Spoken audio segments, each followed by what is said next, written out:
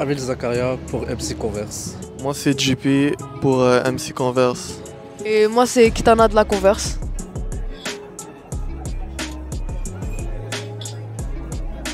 On nous a expliqué beaucoup de choses par rapport à ce qui a été fait à la violence. On nous a parlé de beaucoup de situations qui voulaient changer. C'est vrai que je me sens pas en sécurité partout. Ces temps-ci, si je traînerais à Anjou, par exemple, je me sentirais pas tellement en sécurité car j'entends beaucoup de sujets, ce qui se passe, des coups de feu par exemple. Il ne faut pas oublier qu'il y a juste 5% de nos jeunes qui font de la criminalité. C'est pas beaucoup, tu comprends ce que je veux dire, mais c'est souvent ceux qui sont le plus représentés à la télévision. On a posé des questions à plusieurs personnes, des politiciens. On a même demandé à Valérie Plante qu'est-ce qu'elle en pensait de tout ça.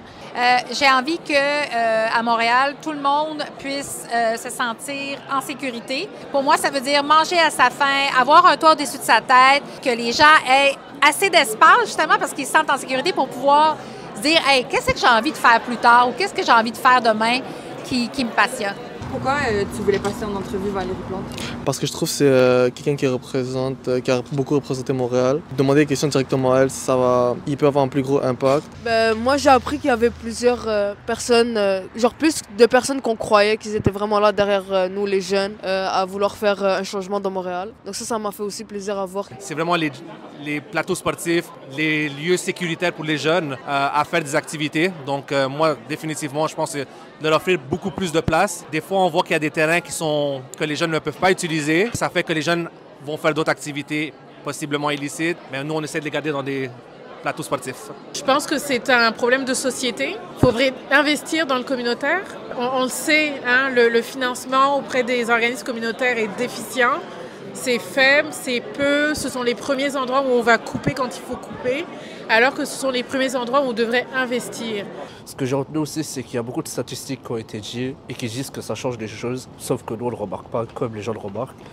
C'est de trouver, d'organiser des activités, de se rapprocher des besoins des jeunes, d'aller à l'écoute des jeunes, puis d'être capable de notre côté d'ajuster ce qu'on fait pour que ça réponde mieux aux besoins des jeunes. Moi, ça, je trouve que c'est un virage important qui a été pris. Continuer à nous taquiner, à venir derrière nous parce qu'on aime ça, parce que vous êtes pertinente, parce qu'on aime quand vous venez à nos instances, conseil municipal, conseil d'arrondissement, à poser des questions, à demander des installations sportives, culturelles. J'ai eu la vision de mère, de père, j'ai eu des jeunes, j'ai eu tellement de gens qu'au final, ma vision a changé. Je me suis dit que la vision dépend de chaque personne. C'est-à-dire au final, j'ai pu faire un gros récap de tout ça et me dire que les choses avancent, mais ils avancent quand on se met tous sur le même sujet et qu'on essaie de s'entraider.